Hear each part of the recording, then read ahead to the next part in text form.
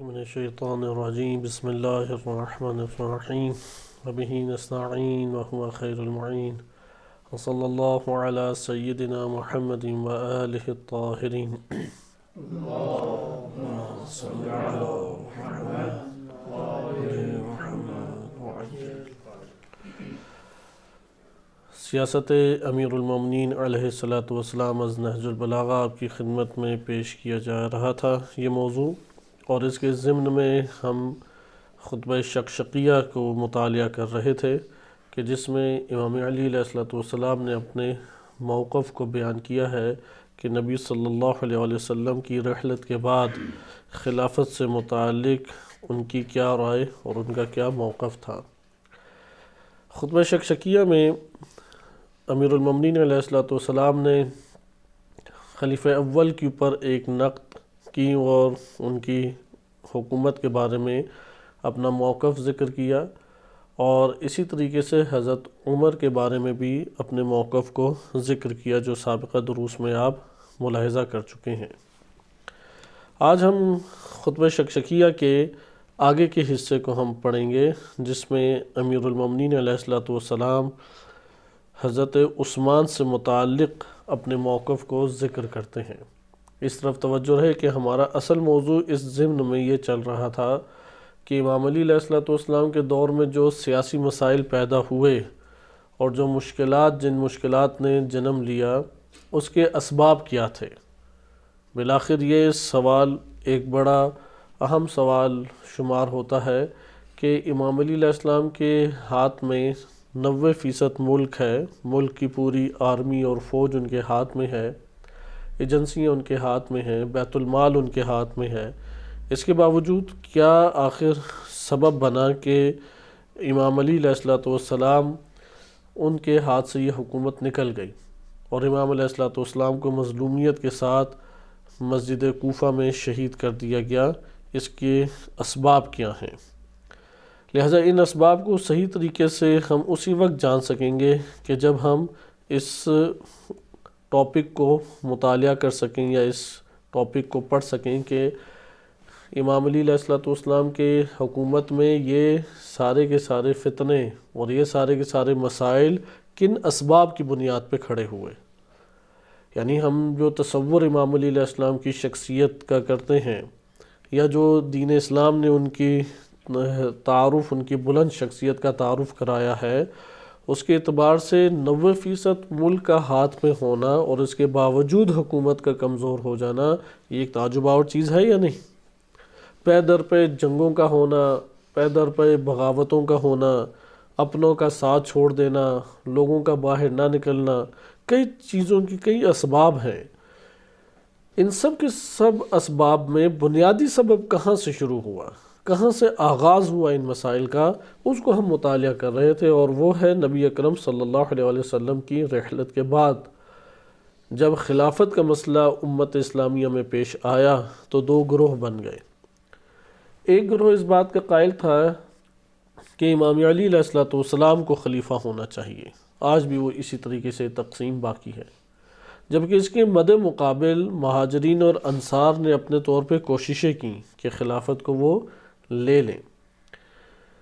امیر المومنین علیہ السلام ابھی کفن و دفن نبی صلی اللہ علیہ وسلم کی تکفین اور تدفین سے ابھی فارغ نہیں ہوئے تھے کہ پہلے روز ہی خلافت کا انتخاب بھی کر لیا گیا اور بیعت بھی لے لی گئی، اور یہ ساری خبریں امام علی علیہ السلام تک پہنچ رہی تھیں.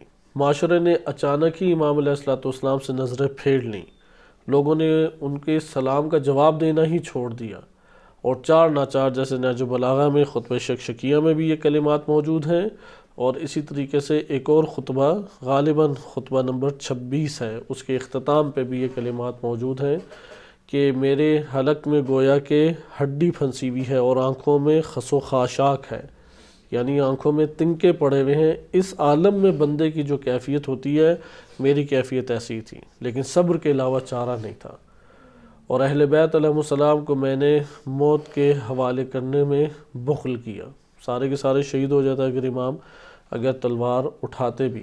بہرحال یہ مسائل پیچھے تجزیہ تحلیل کے اعتبار سے گزر چکے ہیں. خلیفہ اول کی حکومت تو زیادہ عرصہ نہیں چلی، 2 سال بعد ان کی طبی طور پہ وفات ہے، اور امیر المومنین علیہ الصلوۃ والسلام نے یہی اعتراض خطبہ شقشقیہ میں کیا کہ وہ اپنے بعد حضرت عمر کے لیے خلافت کی راہ ہموار کر کے چلے گئے، جبکہ اپنی زندگی میں خلافت سے بیزاری ہی کا ایک اظہار کیا کرتے تھے۔ لیکن جب وفات کا وقت آیا تو انہوں نے حضرت عمر کے لیے وصیت کی۔ بس یہاں پہ ایک اہم سوال ابھارنا مقصود ہے جو ہمیں عموماً پیش بھی آتا ہے جب ہم اس طرح کی تحقیقات کریں۔ کیا حضرت ابوبکر کا انتخاب خلافت کے لیے امت اسلامیہ کے اتفاق سے ہوا تھا، یا فلتتاً اچانک چند افراد کے ذریعے سے یہ خلافت کا انتخاب ہوا؟ دونوں میں سے کون سی بات درست ہے؟ فلتہ تھی، اچانک تھی، بغیر سوچے سمجھے ایک عمل تھا، اور چند افراد کے دوش پر اس کا انتخاب ہوا۔ پس امت اسلامیہ سے بعد میں بیعت لی گئی، اور بعض کو مجبور کیا گیا کہ بعض نے خوشی بیعت کر لی اور بعض کو مجبور کیا گیا، جیسا کہ امام علی علیہ السلام کو انتہائی پریشرائز کیا گیا اور ان کو بیعت کے اوپر بار بار ابھارا گیا۔ اچھا، اس کے بعد ہم آ جاتے ہیں، بس پہلے خلیفہ ہمیں معلوم ہو گئے امت کے انتخاب کی صورت میں سامنے نہیں آئے، بلکہ چند افراد مہاجرین میں، جو انہی کے گروہ سے مہاجرین، تو کئی افراد تھے، مدینہ میں مہاجرین 20 سے 30% ہوں گے، بلکہ پورا کا پورا مدینہ انصار سے بھرا ہوا تھا۔ مہاجرین کے یہ چند افراد جو سامنے آئے، ان مہاجرین کے افراد میں بھی گروہ بندی تھی۔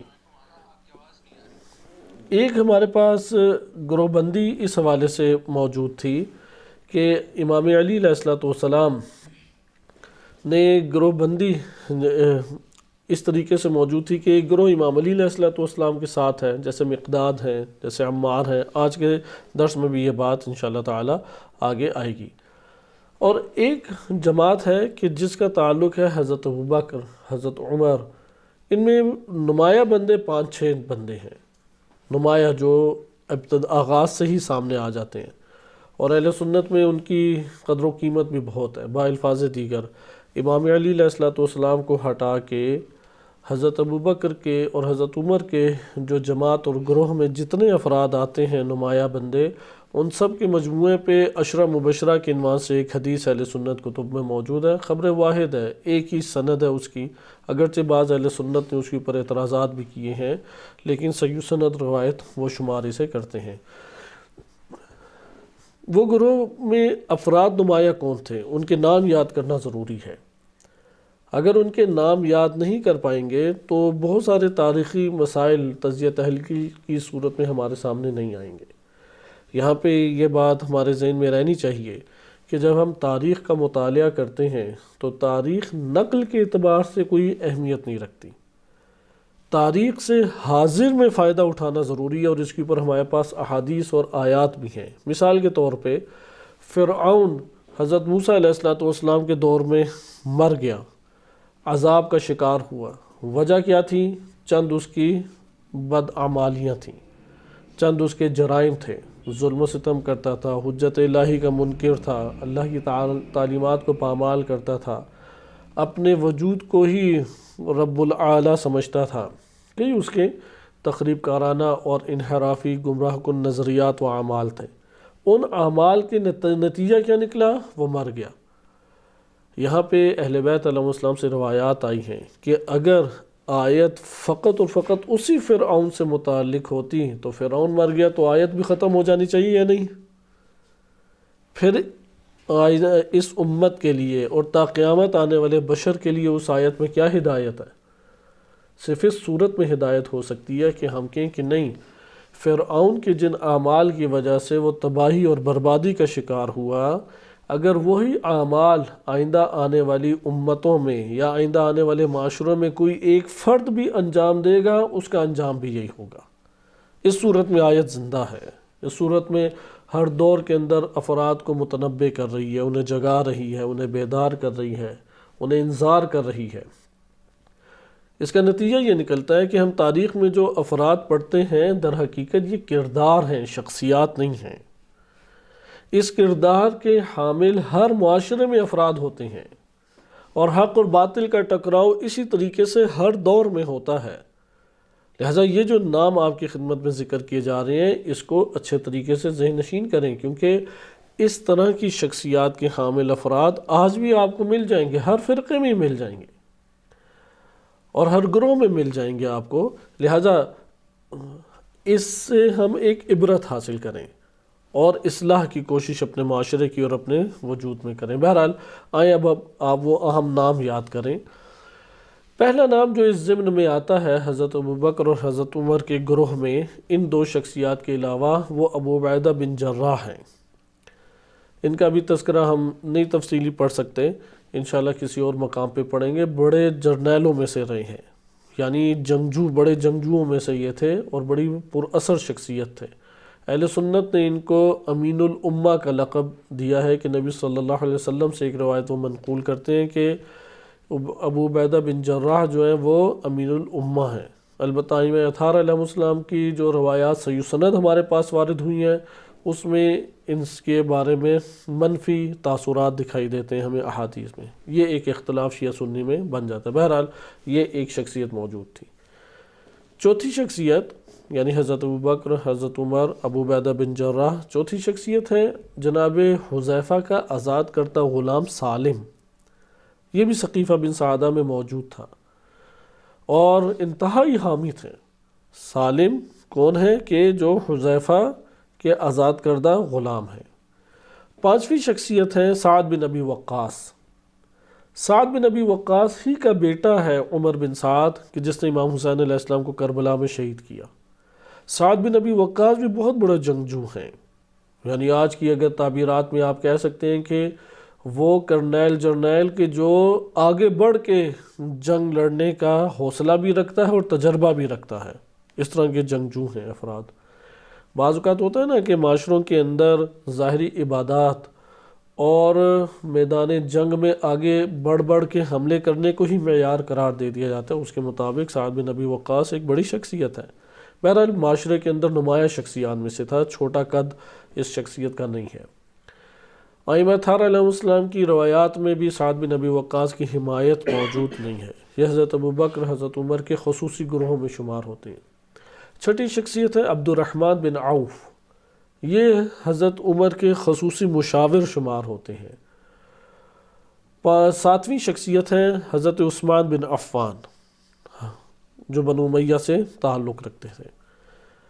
آٹھویں شخصیت ہے طلحہ بن عبید اللہ۔ طلحہ جو ہیں معروف شخصیت ہے اور یہ حضرت ابوبکر کے ہی گروہ میں شمار ہوتے ہیں، لیکن ہمیشہ اپنی خلافت کا خواب دیکھا کرتے تھے۔ یہ 8 شخصیات ہیں کہ ان کے نام ذہن نشین کریں کیونکہ شورا انہی سے متعلق ہے۔ امام علی علیہ السلام نے حضرت عثمان کا جب حکومت عثمانی کو ذکر کیا تو سب سے پہلے شورا سے تنقید کا آغاز کیا۔ بس آپ نے دیکھا کہ خلیفہ اول ان کی بیعت ایک تو اچانک تھی اور اس کے شر سے اللہ تعالیٰ نے امت کو حضرت عمر کے باقول بچا لیا، اور حضرت ابوبکر کی حکومت کی خلافت میں ان کے خلیفہ کا چنا جانا وہ چند افراد کے دوش پہ جنم لیا، اور بعد میں بعض نے رضامندی سے اور بعض نے جبرن و کرہن ان کی بیعت کو انجام دیا۔ لیکن یہ ایک اور سوال، کیا حضرت عمر کی جو خلافت ہے اور وہ جب خلیفہ بنے تو آیا وہ لوگوں اور امت کے انتخاب کی وجہ سے بنے تھے یا اس کی وجہ کچھ اور تھی؟ حضرت ابوبکر نے ان کو وصیت کی تھی، وصیت سے بنے۔ بس اس کا مطلب ہے حضرت عمر بھی لوگوں کے منتخب شدہ نہیں تھے، لوگوں نے ان کا انتخاب نہیں کیا، حضرت ابوبکر نے وصیت کی تھی، اور اس وصیت کے نتیجے میں کیا ہوا، لوگوں نے پھر بعد میں بیعت کی۔ لیکن آغاز خلیفہ کا انتخاب، خلافت کے اوپر ان کا برا جمان ہونا، یہ کس اساس کے اوپر تھا؟ وصیت کے اوپر۔ بس یہ بھی لوگوں کے انتخاب کے اوپر نہیں ہے۔ آپ دیکھ رہے ہیں کہ تینوں خلیفوں کے 4 خلیفہ اہل سنت قبول کرتے ہیں، چاروں کے خلیفہ بننے کے طریقے الگ الگ ہیں، ایک طریقے کے اوپر چاروں نہیں خلیفہ بنے۔ بہرحال حضرت عثمان کس طریقے سے بنے؟ کیا ان کا انتخاب لوگوں میں مجموعی طور پہ لوگوں نے ان کا انتخاب کیا؟ لوگوں نے ان کا انتخاب نہیں کیا. حضرت عمر نے شورا بنائی، ایک جماعت بنائی، 6 رکنی ایک ٹیم بنائی، اور کہا کہ اس ٹیم کے اندر سے ایک فرد کا بعنوان خلیفہ انتخاب کر لیا جائے. اور ٹیم ایسی تھی کہ اس میں ظاہری طور پہ ہر فرد، یعنی جو بابصیرت انسان ہے، وہ جان لیتا ہے کہ اس میں امیر المومنین علیہ الصلوۃ والسلام کے خلیفہ بننے کے چانس نہیں ہیں 2 افراد کے چانس. 6 افراد میں سے 2 افراد ہی خلیفہ بن سکتے ہیں، یا حضرت عثمان یا امام علی علیہ السلام. لیکن گروہ امیر المومنین علیہ السلام میں جیسے مقداد ہے، عمار ہے، بنی ہاشم والے ہیں، انہوں نے پہلے ہی شورا کے افراد اور ٹیم کا نام ہی سنا، 6 رکنی ٹیم کے افراد کا نام سنا تو فوراً ہی علم بغاوت کھڑا کر دیا اور انکار کر دیا کہ نہیں، یہ جماعت نہیں ہونی چاہیے، یہ ٹیم نہیں ہونی چاہیے، یہ شورا نہیں ہونی چاہیے. لیکن شورا کا حکم بھی حضرت عمر نے اس طریقے سے دیا کہ اگر کوئی اس سے بغاوت کرے یا اس کا حصہ نہ بنے تو اس کو قتل کر دیا جائے. آج میں صرف آپ کی خدمت میں تاریخ طبری سے چند چیزیں عرض کروں گا. لہٰذا شورا کی پر آئیں دقت کریں. یہاں پہ یہ توجہ رہے کہ خلیفہ اول انہیں سب سے زیادہ حکومت کا موقع ملا، حضرت عمر کو، حضرت عثمان کو، ان 2 شخصیات کو خلافت کا اصل موقع فراہم ہوا. مثلا 10 ہجری یا 11 ہجری کو نبی صلی اللہ علیہ وسلم کی رحلت ہے، اور 35 ہجری کو خلافت امیر المومنین علیہ السلام کو ملی. درمیان میں کتنے سال ہیں؟ 25 سال. یہ جو 25 سال ہیں ان میں سے 2 نکال دیں حضرت ابوبکر کے، بقیہ رہ گئے 23 سال. اس 23 سال میں تقریباً 10 سے 11 سال ہیں حضرت عمر کے، اور بقیہ جتنے بھی سال ہیں 12-13 سال وہ حضرت عثمان کے ہیں. اور حضرت عمر کے حوالے سے آپ پڑھ چکے ہیں کہ امام علی علیہ السلام نے 4 تنقیدیں کی تھیں. ان میں سے ایک یہ تھا کہ درستگی سے پیش آتے ہیں، سختی سے پیش آتے ہیں، اور ہمارے پاس بہت سارے ایسے نمونے ہیں. مثلا میں ایک نمونہ آپ کی خدمت میں ذکر کر دیتا ہوں. عبدالرزاق بن حمام متوفہ 211 ہجری، المصنف ان کی حدیث کی کتاب ہے، بہت بڑے اہل سنت محدث گزرے ہیں، یعنی امام تقی علیہ السلام کے دور کے ہیں، امام رضا علیہ السلام اور امام تقی علیہ السلام کے دور کے ہیں. یہ عبدالرزاق نے اپنے کتاب میں ایک روایت نقل کی ہے، اور صحیح سند روایت ہے کیونکہ اس کے راوی ہی 3 ہیں. عبدالرزاق نے نقل کیا ہے معمر سے، انہوں نے نقل کیا زہری سے، اور زہری نے نقل کیا سعید بن مسیب سے. تینوں ہی اجلہ میں سے اہل سنت کے، اور بخاری کے راوی ہیں، تینوں کے تینوں راوی بخاری کے، اس لیے علی شرط شیخین بھی بعض نے اس کو قرار دیا. اس کے مطابق سعید بن مسیب کہتے ہیں کہ جب خلیفہ اول کی، یعنی آپ دیکھیں درستگی کی حد کیا تھی حضرت عمر کے دور میں، درستگی اور سختی کی حد کیا تھی، اس سے اندازہ لگائیں کہ حضرت ابوبکر کا جب انتقال ہوا تو ان کے گھر میں، حضرت عائشہ کے گھر میں خواتین اکٹھی ہو گئیں، گریہ اور ماتم شروع ہو گیا. وہی نوحے ہیں، نوحے پڑھنا ہے، اہو بکا ہے، گریہ ہے. این ٹائم پہ حضرت عمر پہنچ گئے. انہوں نے خواتین کو منع کیا کہ ایسا کام نہ کرو، لیکن خواتین نے ایک نہ سنی. اسی طریقے سے خوب آوازیں بلند ہونے لگیں، اور ان میں سب سے زیادہ جن کی آوازیں بلند تھی وہ ام فروہ حضرت ابوبکر کی بہن تھی، یعنی ابو قحافہ کی بیٹی. حضرت عمر نے اپنے غلام ہاشم بن ولید یا اپنے کارندے ہاشم بن ولید کو حکم دیا کہ گھر میں جاؤ اور ام فروہ کو گھسیٹ کے باہر لے آؤ. یعنی آپ تصور کریں کہ خواتین ہیں، اور گھر بھی کس کا ہے؟ ام المومنین کا گھر ہے، نبی صلی اللہ علیہ وسلم کی حرمت سے تعلق رکھنے والا گھر ہے. اور جانا بھی کہاں پہ ہے؟ خواتین کے مجمع میں.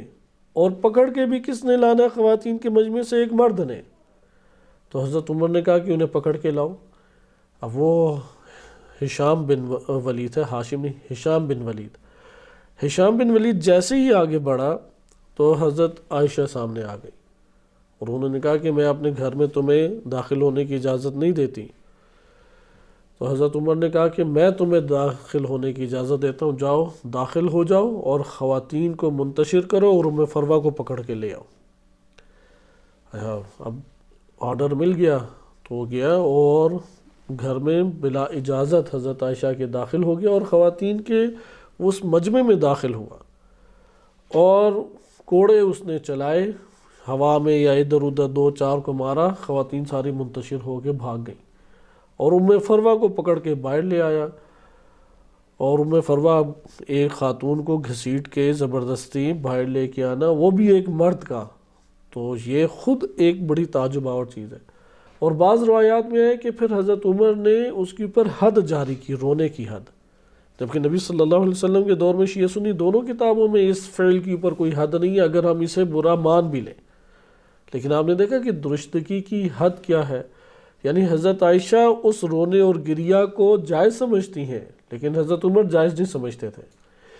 پھر وہاں پہ ان کا اس معاملے کو یا اس واقعے کو کنٹرول کرنے کا طریقہ کار کیا ہے کہ گھر کی ایک حرمت کو پامال کرنا، پھر خواتین کے اندر محرم نامحرم یا خواتین کی عزت اور ناموس کے اعتبار سے ایک قدر کو پامال کرتے ہوئے اپنے حکم کو انہوں نے جاری کیا۔ یہ وہ درستگی تھی کہ امام علی علیہ السلام نے اشارہ کیا۔ بہرحال اسی طریقے سے امیر المومنین علیہ السلام نے اشارہ کیا کہ بار بار ٹھوکر کھانا اور پھر عذر خواہی کرنا، کتنے ایسے واقعات آپ پہلے سن چکے ہیں۔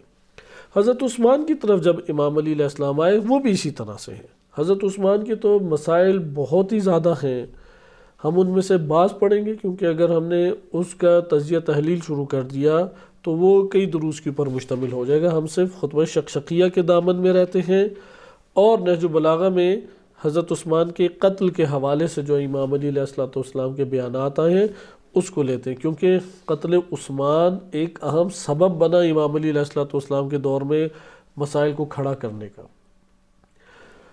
شورا کے اوپر امام نے سب سے پہلے اعتراضات کیے۔ شورا پہ پہلا اعتراض امام کا کیا تھا؟ امام کا پہلا اعتراض یہ تھا کہ جعلہا فی جماعت، کہ خلیفہ دوم نے اس جماعت میں مجھ کو بھی داخل کر لیا ہے، یعنی امام علی علیہ السلام اپنے آپ کو شورا کے قابل سمجھتے ہی نہیں تھے، کیونکہ وہ افراد جو شورا کے اندر تھے ان کی جو کارنامے تھے، مختلف طرح کے کارنامے، وہ اصلاً اگرچہ وہ پہلے اسلام لائے ہوئے تھے، جنگ بدر سے انہوں نے جنگیں بھی لڑی، لیکن امام علی علیہ السلام کے مقابلے میں ان کا کوئی قد ہی موجود نہیں تھا۔ بس آپ دیکھیں کہ حضرت عمر، ابھی میں تاریخ تبری سے تیزی سے آپ کے سامنے میں عبارت پڑھوں گا اور اس کی تشریح کروں گا، لیکن ایک خاکہ آپ کے سامنے بن جائے۔ حضرت عمر کو جب زخم لگا اور انہیں پتہ لگ گیا کہ میں نے نہیں بچنا، تو یہاں پہ اب طرح طرح کی باتیں شروع ہو گئی۔ انہوں نے سب سے پہلے تو یہ کہا کہ اگر سالم ہوتے تو میں اس کو بنا دیتا خلیفہ، یا ابو عبیدہ بن جراح ہوتے تو اس کو خلیفہ بنا دیتا، کیونکہ انہی دو شخصیات نے حضرت ابو بکر کو بنایا تھا۔ حضرت ابو بکر جن اشخاص کی مدد سے خلیفہ بنے تھے ان میں بنیادی ترین بندے کون تھے؟ 3 افراد۔ پہلی شخصیت کون ہے؟ حضرت عمر، ابو عبیدہ بن جراح اور سالم۔ اب حضرت ابو بکر نے احسان کو فراموش نہیں کیا، لہذا حضرت عمر کے بارے میں وصیت کر گئے۔ اب حضرت عمر کس کو خلافت دینا چاہ رہے ہیں؟ ان افراد کو جو سقیفہ میں تھے، اور وہ کون ہے؟ ابو عبیدہ بن جراح اور جناب سالم۔ بہرحال ابو عبیدہ بن جراح اور سالم دونوں ہی حیات میں نہیں رہے، وہ حضرت عمر کے دور میں ہی وفات پا گئے۔ اب کس کے پاس جائے؟ اب حضرت عثمان کی جو خدمات اور اس گروہ کے اندر جو ان کی شخصیت تھی وہ بہت نمایاں تھی، لہٰذا حضرت عمر چاہتے تھے کہ حضرت عثمان کے پاس جائے، لیکن وہ ڈائریکٹ نہیں دے سکتے تھے، نہ ان کے لیے نامزد کر سکتے تھے، اس لیے انہوں نے افراد کو خود چنا اور ایک کمیٹی بنا دی۔ اس کمیٹی میں یہی 6 افراد کیوں رکھے گئے، اس کے اوپر کوئی اعتراض نہیں کر سکتا۔ وہ 6 افراد کون کون سے ہیں؟ پہلے فرد ہیں، دیکھیں 6 افراد میں حضرت امام علی علیہ السلام، دوسرے فرد ہیں حضرت عثمان، تیسرے ہیں عبد الرحمن بن عوف، چوتھے ہیں سعد بن ابی وقاص، پانچویں طلحہ اور چھٹے ہیں زبیر۔ ان 6 میں امام علی علیہ السلام کے ہمراہ کون ہے؟ صرف ایک شخصیت، اور وہ ہے زبیر۔ بقیہ 5 یعنی امام علی علیہ السلام اور زبیر کو ہٹائیں تو کتنے رہ جاتے ہیں؟ 4 بندے کس کے حمایتی ہیں؟ ابھی کسی کی بات نہیں معلوم، ایک دوسرے کے حمایتی ہو سکتے ہیں۔ صحیح ہے. اب یہ شورا میں یہ 6 بندے کیوں رکھے؟ یہاں پہ سوال پیدا ہوتا ہے کہ اور بھی تو اکابر شخصیات تھی، سلمان ہے، عمار ہے، ابو ذر ہے، حذیفہ ہیں، بڑے بڑے ان کے مناقب موجود ہیں اہل سنت کتب میں بھی، اور اس طرح کی کئی نامور شخصیات موجود ہیں جیسے مقداد ہیں، لیکن ان میں سے کسی فرد کو بھی شورا کا حصہ نہیں بنایا گیا. یہ 6 افراد کو شورا کا حصہ بنایا گیا، اور ان 6 افراد میں سے 4 افراد کا حضرت ابوبکر یا حضرت عمر کے گروہ ہی سے تعلق تھا. اور اس کے اندر پھر کہا کہ عبد الرحمن بن عوف جو فیصلہ کر دیں وہ سب کے اوپر ماننا ضروری ہوگا. یہ دوسری بات، ان 6 میں فیصلہ کون کرے گا؟ عبد الرحمن بن عوف. ان 6 میں سے حضرت طلحہ جو ہیں وہ اپنی خلافت کے خواب دیکھ رہے تھے، لیکن جب انہوں نے اس ٹیم کو دیکھا تو پتہ لگ گیا کہ میری خلافت تو آتی نہیں ہے. لیکن امام علی علیہ السلام سے ان کا شروع سے ہی ٹکراؤ تھا، اس لیے طلحہ پہلی شخصیت ہے کہ جو امام علی علیہ السلام کے مد مقابل ووٹ دیں گے. دوسری شخصیت ہے حضرت عثمان. حضرت عثمان خود ہی خلیفہ بننے کے خواب دیکھ رہے تھے. بس اب یہ 4 نکل گئے، امام علی علیہ السلام اور زبیر ایک ہو گئے. اچھا، حضرت طلحہ جو ہیں انہوں نے کسی ایک کو ووٹ دینا ہے، خود نہیں خلیفہ بن سکتے، انہیں پتہ لگ گیا. اور حضرت عثمان ہے وہ بھی خلیفہ بننے کے کینڈیڈیٹ ہیں کہ میں خلیفہ بنوں گا. ساری بات آ جاتی ہے عبد الرحمن بن عوف اور سعد بن ابی وقاص. ان کی حمایت کس کے پاس جاتی ہے؟ ان کی حمایت ان 2 افراد نے جس کی حمایت کی وہ کیا بن جائے گا؟ خلیفہ بن جائے گا. سعد بن ابی وقاص نے واضح طور پہ ووٹ دے دیا حضرت عثمان کو، طلحہ نے بھی ووٹ دے دیا حضرت عثمان کو.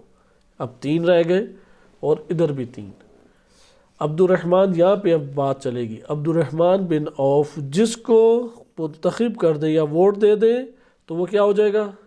خلیفہ. زبیر نے فوراً امام علی علیہ السلام کے کہہ دیا کہ میں ان کے حق میں دستبردار ہوتا ہوں، میری حمایت ان کو ہے.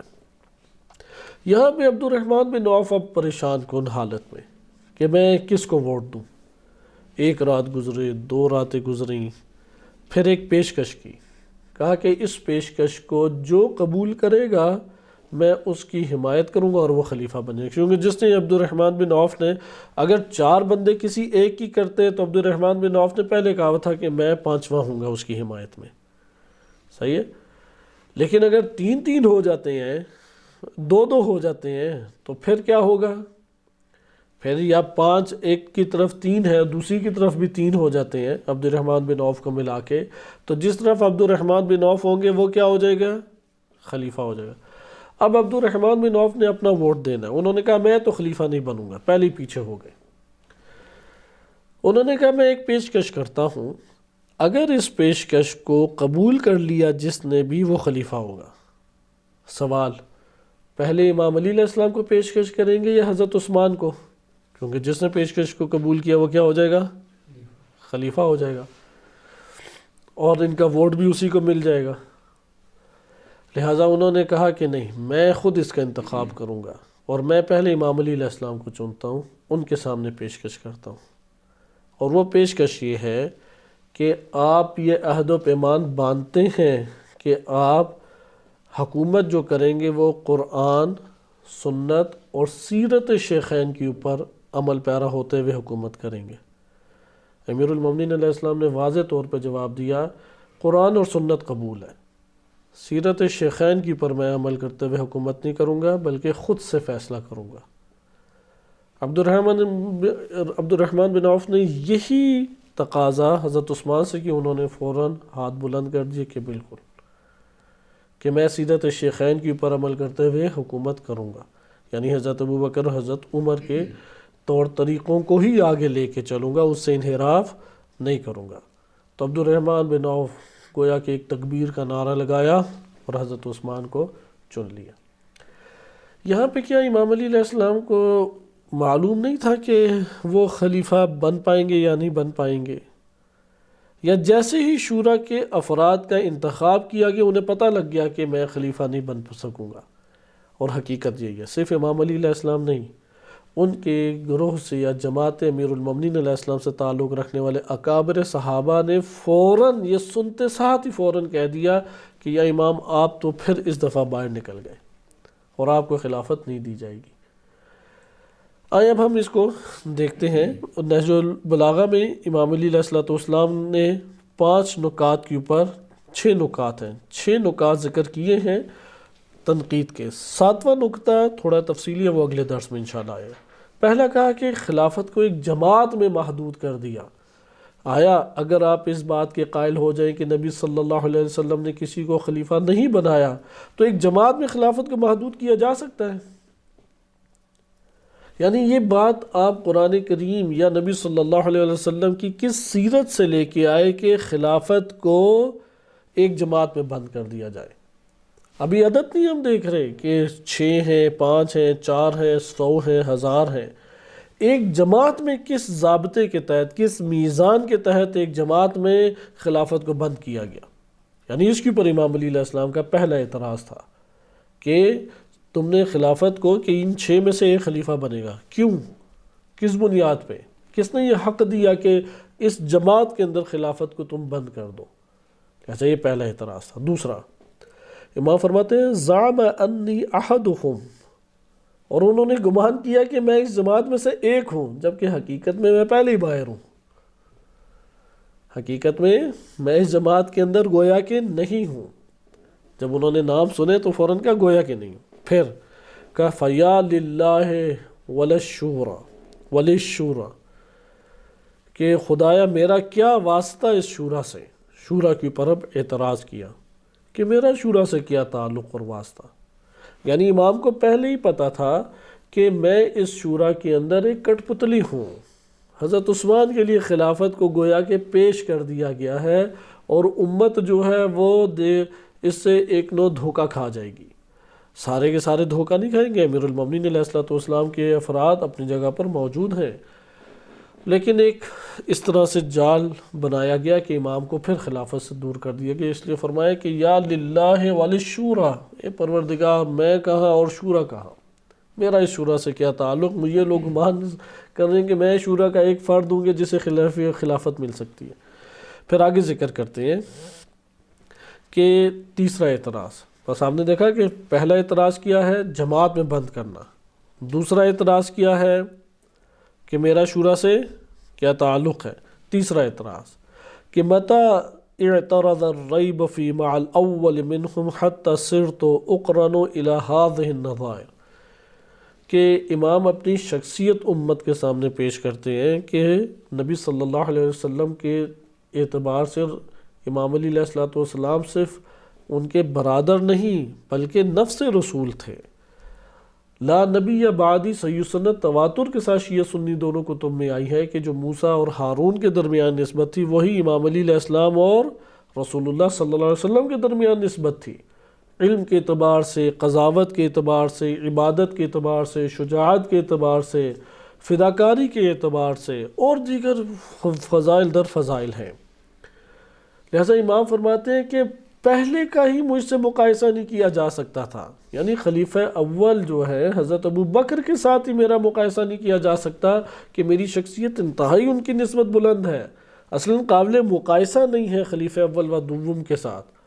اور یہ جو انہوں نے اب جماعت بنا دی ہے، یہ کون سے افراد لے آئے؟ ان سے تو امت کے کئی افراد ہیں کہ جو اکابر ہیں ان سے، کہ ہذہ النظائر، اس طرح کے لوگوں کے ساتھ میرا مقارنہ کیا جا رہا ہے۔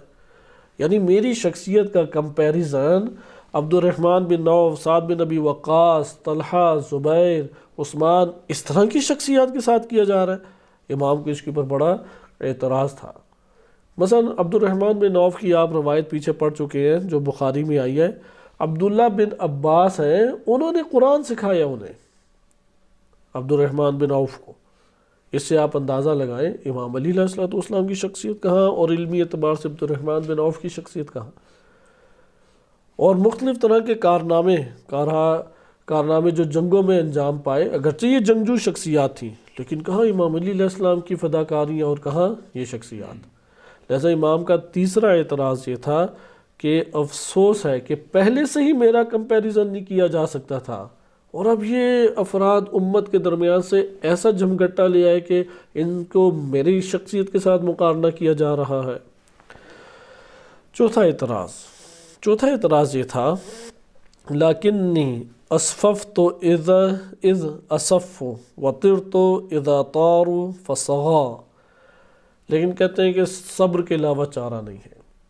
حالات ایسے سخت ہیں اور مسائل اتنے بڑھ چکے ہیں کہ اگر یہ لوگ نیچے پرواز کریں تو میں مجبور ہوں کہ ان کے ساتھ نیچے پرواز کروں، اور اگر یہ بلند پرواز کریں تو میں مجبور ہوں کہ بلند پرواز یہ کروں۔ یعنی یہ ایک محاورہ ہے عربی میں، اس سے مراد یہ ہے کہ ہر صورت میں نے ان سے نبھانا ہی ہے، اگر میں نے ان سے نہ نبھائی تو پھر وہ امت میں ایک رکھنا پڑے گا، اور وہی والے مسائل جو سابقاً موجود تھے۔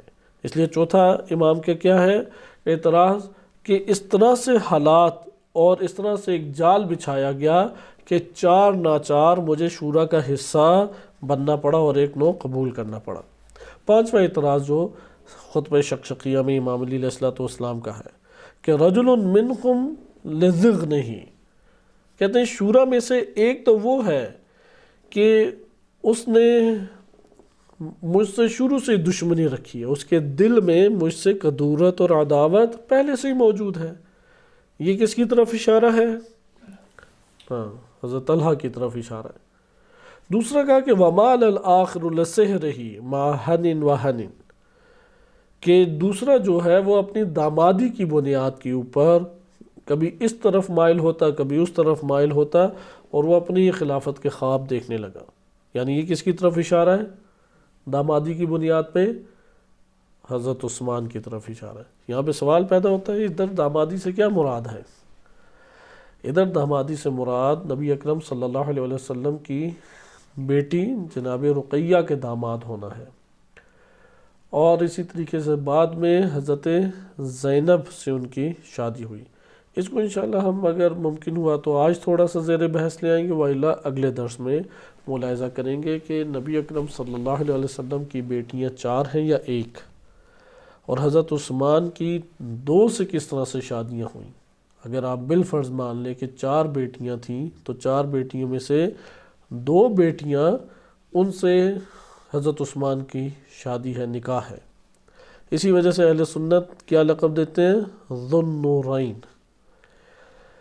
بہرحال یہ ایک اعتراض حضرت عثمان کے اوپر کیا گیا، اور کہا کہ حضرت عثمان کی پھر شخصیت کو آگے کھولا کہ اس شورا کا پھر ایک تیسرا فرد اس کی طرف اشارہ کیا کہ انہوں نے تشبیہ دی امام علی علیہ السلام نے، تیسرے شخص کو ذکر نہیں کیا کہ کون ہے، وہ انشاءاللہ تعالی بعد میں ہم پڑھیں گے۔ ایک تشبیہ ذکر کی۔ آپ نے دیکھا ہوگا کہ ایک بندہ ہے کہ جو ایک جانور ہے جو بہت زیادہ کھاتا پیتا ہے، وہ جو بہت زیادہ جانور کھاتا پیتا ہے اس کا بیٹھنا کن چیزوں کے درمیان میں ہوتا ہے؟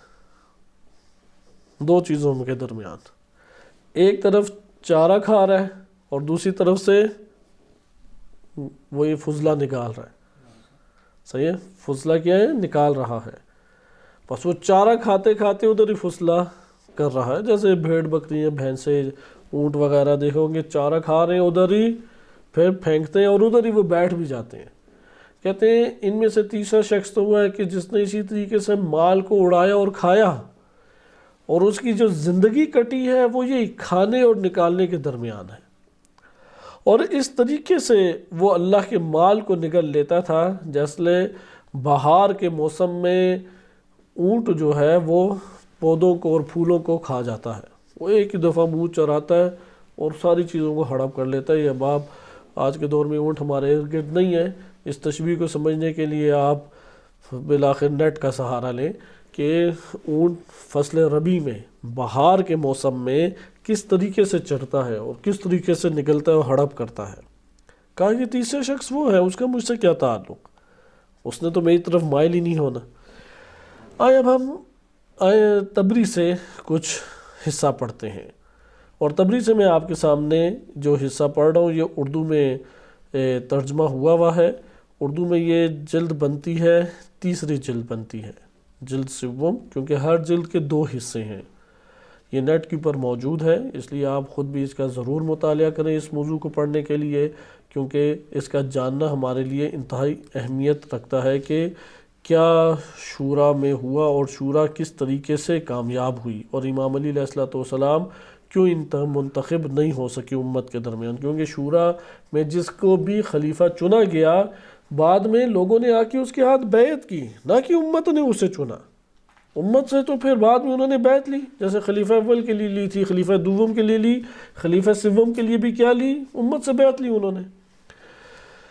یہاں پہ ہے کہ حضرت عمر کو، یہ ہے باب نمبر 15 جلد سوم اس کا حصہ اول، جلد سوم حصہ اول صفحہ نمبر 253۔ شورا کے باب میں حضرت عمر نے پہلے کہا کہ اگر سالم ہوتے زندہ تو میں انہیں خلیفہ مقرر کر دیتا۔ اس کے بعد آگے انہوں نے ذکر کیا کہ میرے خاندان سے کوئی نہیں بنے گا۔ حضرت عمر نے واضح کہا کہ خلیفہ میرے خاندان سے نہیں بنے گا۔ اب مجلس شورا کا جب تقرر ہوا تو تقرر میں، کیونکہ یہ دو قریشی تھے، عبد الرحمن بن عوف اور سعد بن ابی وقاص، یہ دونوں کے دونوں کیا ہیں، قریش سے تعلق رکھتے تھے اور بنی زہرہ کے قبیلے سے تعلق رکھتے تھے۔ اب انہوں نے کہا کہ اس جماعت میں کون کون شامل ہوں گے؟ نمبر 1 امام علی علیہ السلام، نمبر 2 حضرت عثمان، دونوں عبد المناف کی۔ بنو امیہ کو اگر ہم مان لیں، بنو امیہ کا شجر نسب ایک طولانی بحث ہے، بعض جو ہیں بنو امیہ کے شجرے کو قبول نہیں کرتے کہ یہ قریش میں سے ہیں، کیونکہ کہتے ہیں کہ عبد مناف ہیں، وہ جب گئے ایک جگہ پہ تو وہاں پہ انہوں نے ایک غلام خریدا، اس غلام کو لے کے آئے تو لوگوں نے معروف کر دیا کہ یہ ان کا بیٹا ہے، اور اس طرح سے پھر امیہ جو ہے وہ ان سے منسوب ہوا، اور پھر امیہ سے آگے جو نسل چلی وہ یہ۔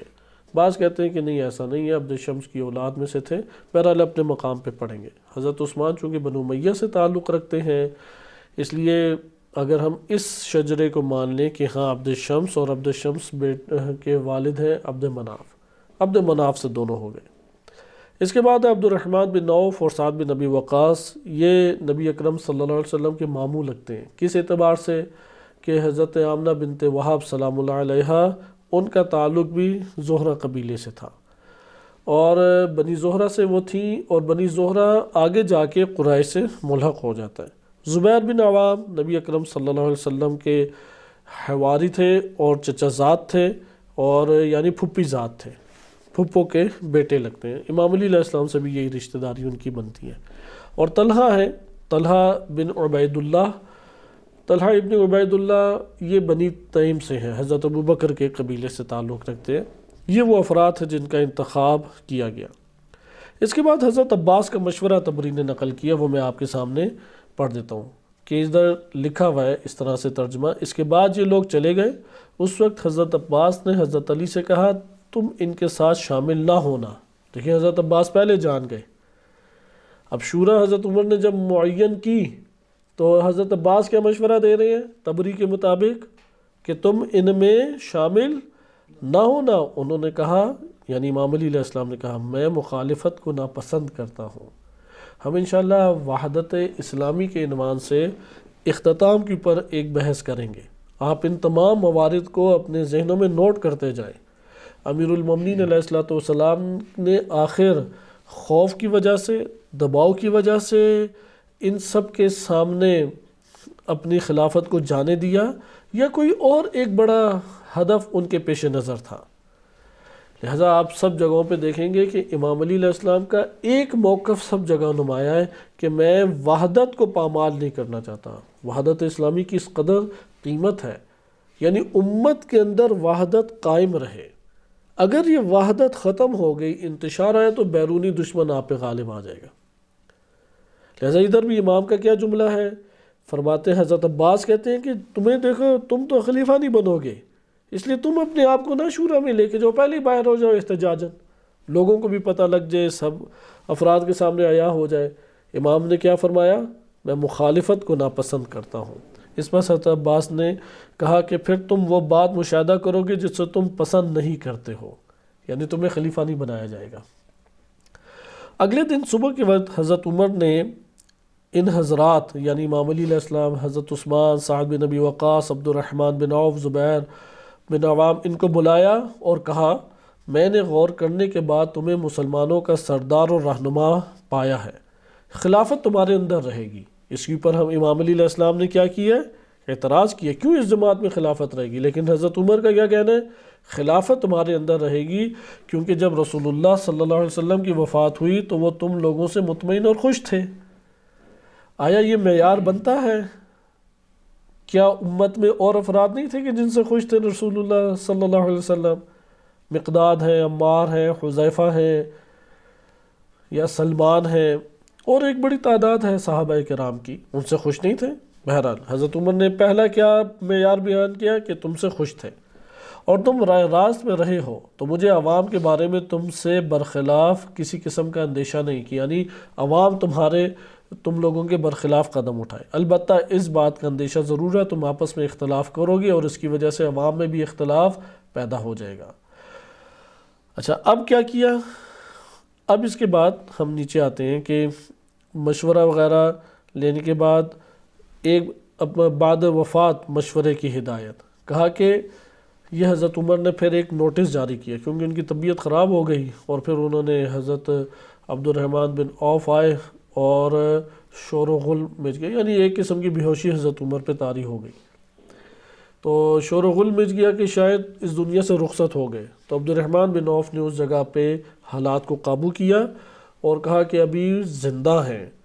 تو اس جگہ پہ حضرت عمر نے بہت اہم ایک دستور جاری کیا۔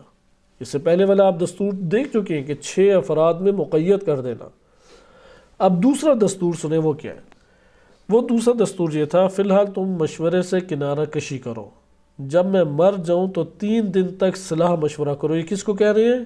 عبد الرحمن بن عوف کو، کہ تم کسی سے ابھی مشورہ نہ کرو، جب میں مر جاؤں تو 3 دن تک انہیں موقع دو اور صلاح مشورے کرو۔ اس عرصے میں صہیب وہ نماز پڑھائیں گے، صہیب رومی معروف صحابی ہیں۔ چوتھے دن سے پہلے تم میں سے کوئی نہ کوئی خلیفہ مقرر ہونا چاہیے۔ ان 6 میں سے کیا ہونا چاہیے؟ ایک بندہ خلیفہ مقرر ہونا چاہیے۔ اس مجلس میں عبداللہ بن عمر مشیر کی حیثیت سے ہوں گے، وہ مشورہ دیں گے بس اب مشاور کس کو داخل کر دیا؟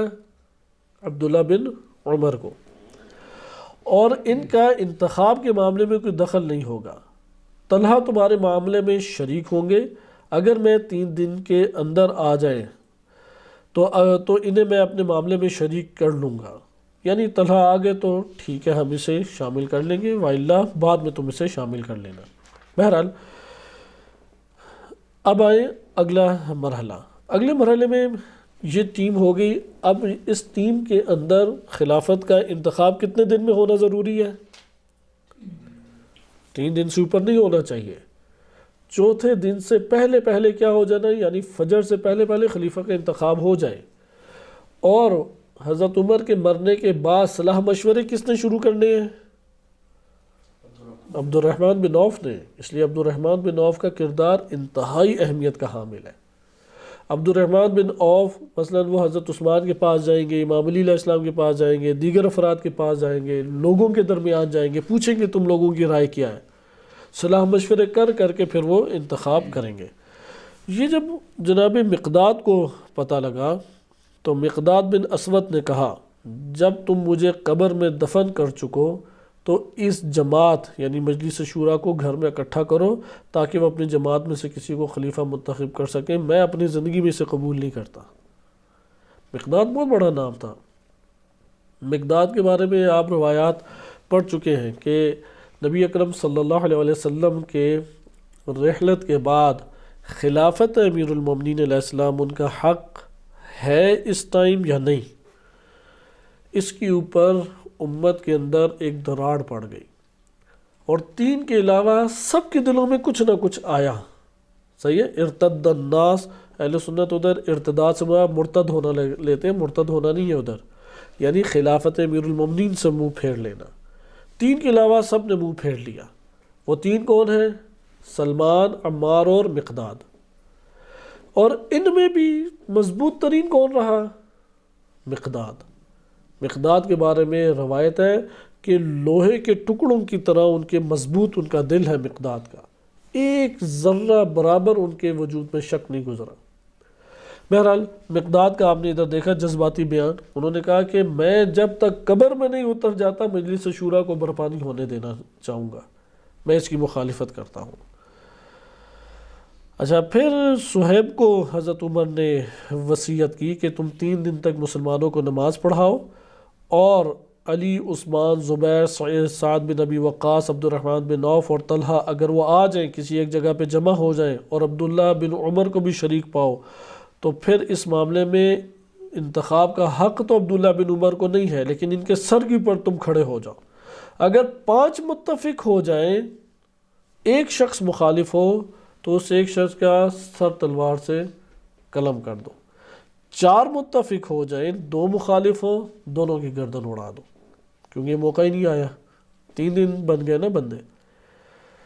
اچھا، انتخاب کا طریقہ کار کیا ہے؟ اگر 3 افراد ایک شخص کے انتخاب پر متفق ہو گئے، شورا کو سمجھیں تاکہ امام علی علیہ السلام کے اعتراضات بھی سامنے آئیں، اگر 3 افراد ایک شخص کے انتخاب پر متفق ہوں اور 3 افراد دوسرے شخص کے اوپر انتخاب کے لیے متفق ہوں، پھر کیا کریں گے؟ پھر ثالث ہے عبداللہ بن عمر۔ عبداللہ بن عمر تاریخ کے اعتبار سے کس گروہ میں شمار ہوتے ہیں؟ بنو امیہ کے یا امام علی علیہ السلام کے؟ آپ کو پتہ ہے مدینہ میں ایک شخص نے بیعت یزید کی نہیں توڑی تھی، اور آخری دم تک لوگوں کو یزید کی بیعت کی طرف بلاتے رہے، اور لوگوں کے سامنے یہ پھر حدیث پڑھی کہ میں نے نبی صلی اللہ علیہ وسلم سے سنا ہے کہ کوئی شخص اس حالت میں مر جائے کہ اس کی گردن پہ کسی امام کی بیعت کا قلادہ نہ ہو تو وہ جاہلیت کی موت مرا۔ اہل سنت میں صحیح سنت روایات آئی ہیں۔ وہ شخصیت کون ہے؟ عبداللہ بن عمر۔ عبداللہ بن عمر وہ ہے کہ امام حسین علیہ السلام نے ان کو بنفس نفیس کہا کہ کربلا ساتھ چلو، انہوں نے انکار کر دیا۔ یزید کی بیعت کے اوپر آخری دم تک مدینہ میں ڈٹے رہے، اور بعد میں آنے والی امویوں کی بھی بیعت کی۔ ادھر حضرت عمر عبداللہ بن عمر کو کیا بنا رہے ہیں؟ ثالث، 3 ایک طرف 3 ایک طرف۔ خلیفہ کون بنے گا؟ جس کا انتخاب عبداللہ بن عمر کر دے، اور فریقین میں سے جس کے بارے میں وہ فیصلہ کرے اس کا انتخاب کر لیا جائے۔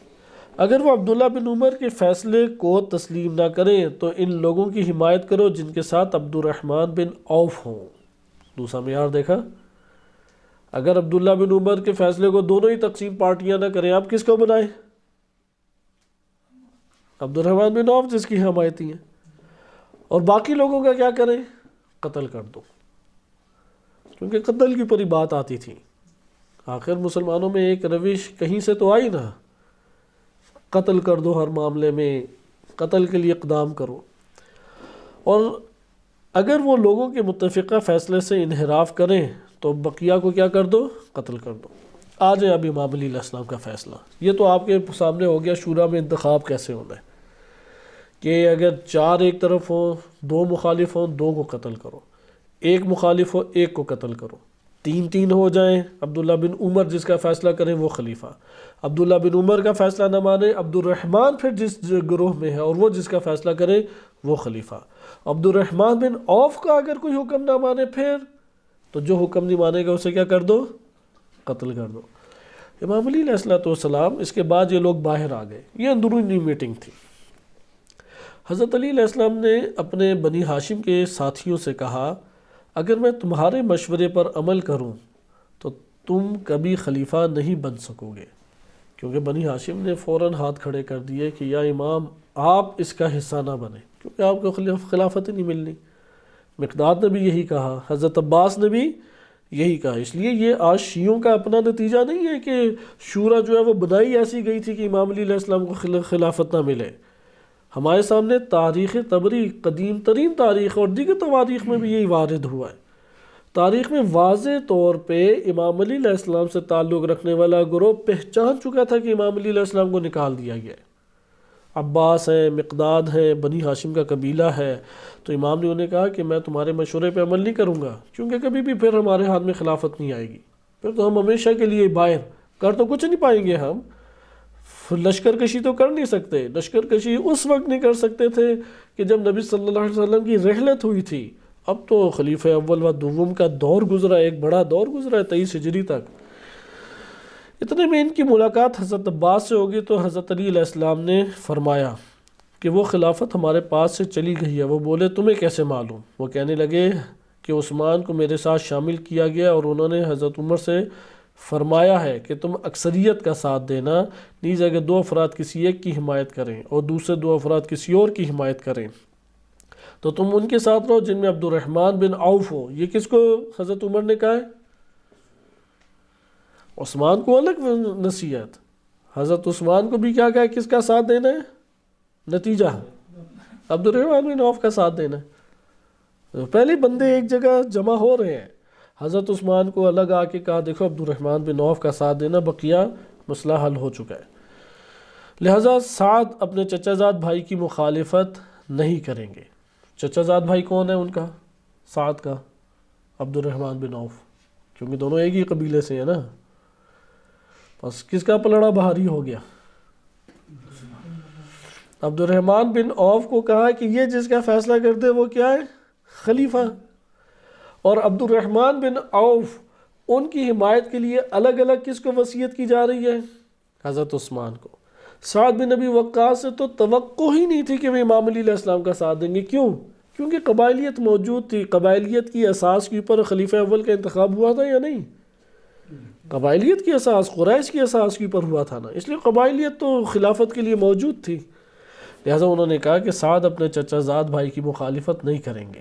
عبد الرحمن بن عوف حضرت عثمان کے رشتہ دار بھی لگتے ہیں، یہ رشتے انشاءاللہ کسی اور موقع میں دیکھیں گے، اس لیے ان میں اختلاف نہیں ہو سکتا۔